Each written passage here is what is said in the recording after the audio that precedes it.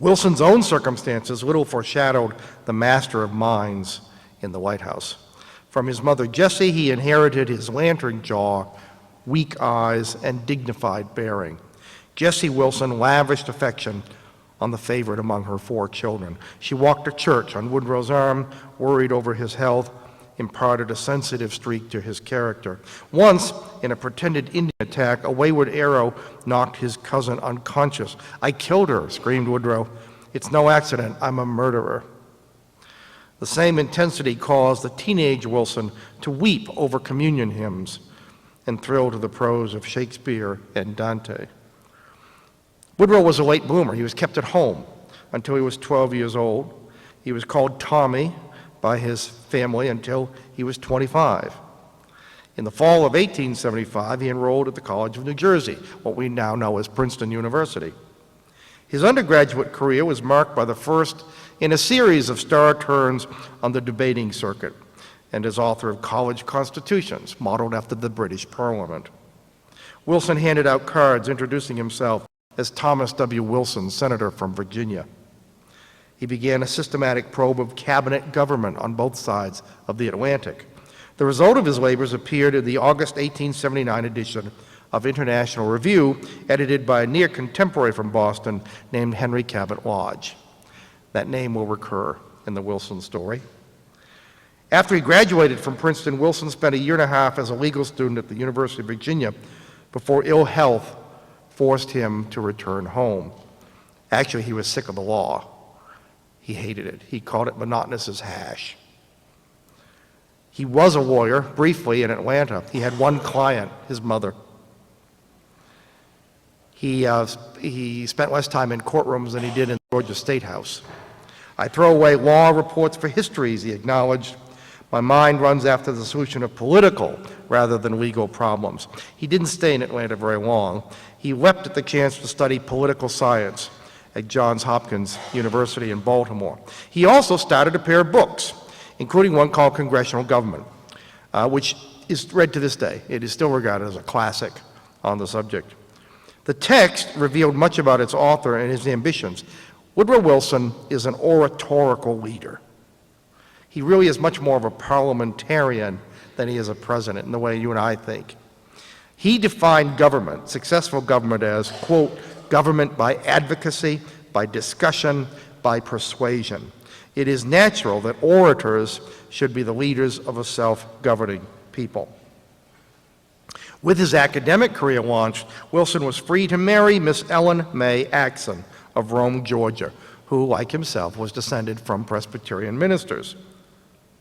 A talented artist and musician, she encouraged her suitor's intellectual ambitions. Today, Ellen would have a career of her own.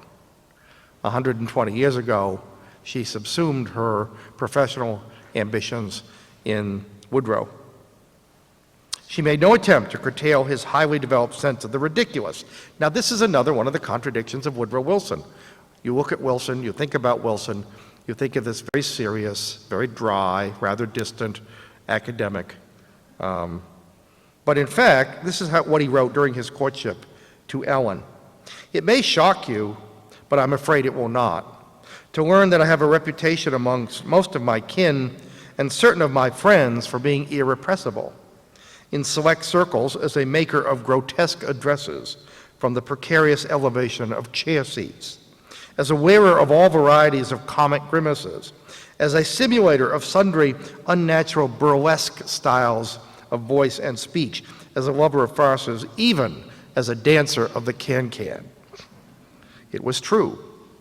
Within the bosom of his family, Wilson could discard his mask of formality, entering gleefully into charades, convulsing his daughters as he became a pompous dowager slithering about in a feather boa, or a stuffy Englishman fingering his monocle. Americans would have been astonished to learn that a president popularly depicted as an austere thinking machine loved vaudeville shows, limericks, and the tricky patter of Gilbert and Sullivan. His favorite parlor trick was a much-requested imitation of a rubber-legged drunk. Wilson had no intention of letting anyone in on the secret. He told Ellen she was the only person in the world, except for the dear ones at home, with whom I do not have to act a part. After a brief stint teaching women at Bryn Mawr, Wilson accepted a job offer from Wesleyan University in Connecticut. There he was as popular for his football cheers as for his debating society. He published a second book, The State, to glowing reviews. He was elected to Phi Beta Kappa. Still, he was restless. It was not enough. I want to write books that will be read by the great hosts who don't wear spectacles, he said. He was a popular instructor at Wesleyan, still more popular at Princeton. In 1902, the university made him its president. This was 6 years after the first stroke. Now, Wilson illustrates more than any other American president, when we talk about the law of unintended consequences, none of us really have ultimate control over our physical well-being. Woodrow Wilson suffered from hypertension and a series of strokes, and they would have enormous impact upon how he conducted his presidency and ultimately on his place in history. But this was a man of enormous iron will. So in fact, after his first stroke, he did not retire. On the contrary, he taught himself to write left-handed, just as earlier he had taught himself shorthand and how to overcome dyslexia. Still, he was unfulfilled.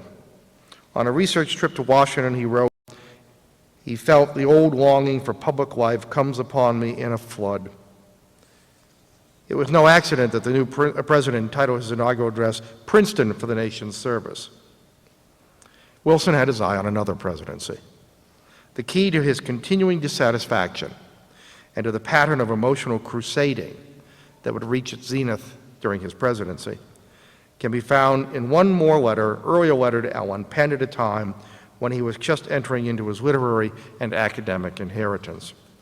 Quote, "I have a strong instinct for leadership, an unmistakably oratorical temperament, and the keenest possible delight in affairs, and it has required very constant and stringent schooling to content me with the sober methods of the scholar and the man of letters."